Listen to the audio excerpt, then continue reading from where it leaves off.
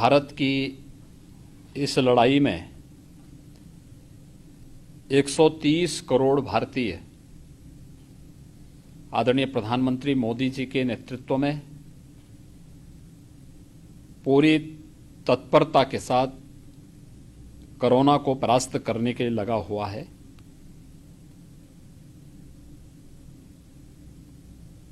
ये अब तक की सबसे बड़ी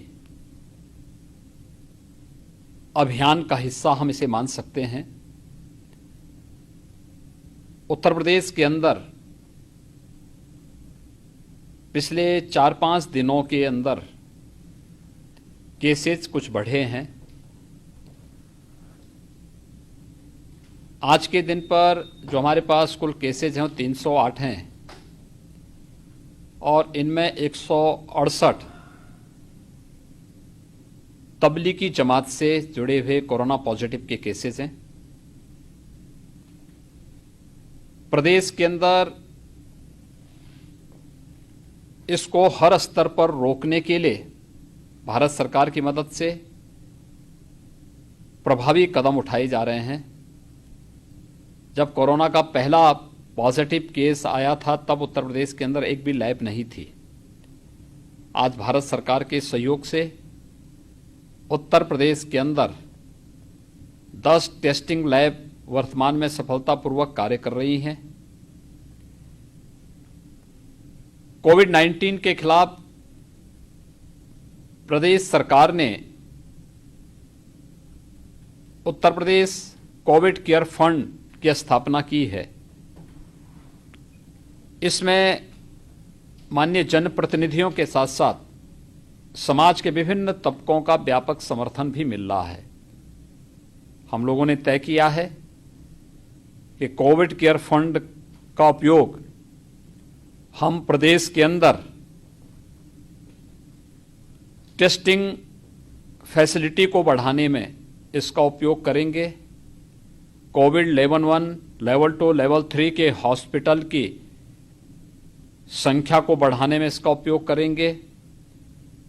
कोरोना के खिलाफ जिन सहायक उपकरणों की आवश्यकता है, PPE, N95 mask, 3 layer mask,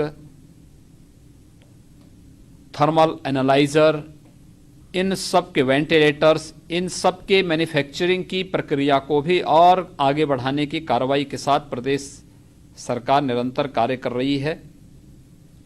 Bharat सरकार के सहयोग से हम लोगों ने अब तक कोरोना टेस्टिंग के 10 लैब्स प्रदेश के अंदर स्थापित किए हैं।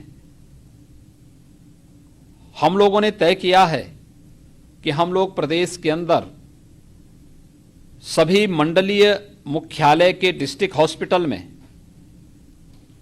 कोरोना टेस्टिंग लैब्स की स्थापना करेंगे और इसकी कार्रवाई को तेजी के साथ आगे बढ़ाने के लिए हम लोगों ने यहां पर प्रमुख सचिव चिकित्सा शिक्षा को उनके नेतृत्व में एक कमेटी का गठन करते हुए इस प्रक्रिया को तेजी के साथ आगे बढ़ाया है। प्रदेश के अंदर हमारे पास 24 गवर्नमेंट मेडिकल कॉलेजेज हैं। 10 में पहले से ही हमारे पास टेस्टिंग लैब्स हैं। अब इनके अपग्रेडेशन की कार्रवाई करने के लिए भी निर्देश दिए गए हैं और साथ ही साथ 14 मेडिकल कॉलेजेस ऐसे हैं जहां पर अब तक कोविड-19 की टेस्टिंग की कोई भी फैसिलिटी नहीं है। इन 14 मेडिकल कॉलेजेस में भी कोविड-19 टेस्टिंग फैसिलिटी स्थापित करने के लिए लैब्स स्थापित करने की प्रक्रिया को हम लोगों ने आगे बढ़ाने के लिए निर्देश दिए हैं। प्रदेश के सभी जनपदों में 75 के 75 जनपदों में कोविड-19 की जांच के लिए कलेक्शन सेंटर स्थापित हो सके, इसको भी हम लोगों ने इस कार्यवाही को आगे बढ़ाने की कार्रवाई की है। यानी कुल मिलाकर के अगर आप देखेंगे तो उत्तर प्रदेश के अंदर 6 कमिश्नरी मुख्यालय ऐसे हैं जहां पर कोई गवर्नमेंट मेडिकल कॉलेजेस नहीं हैं।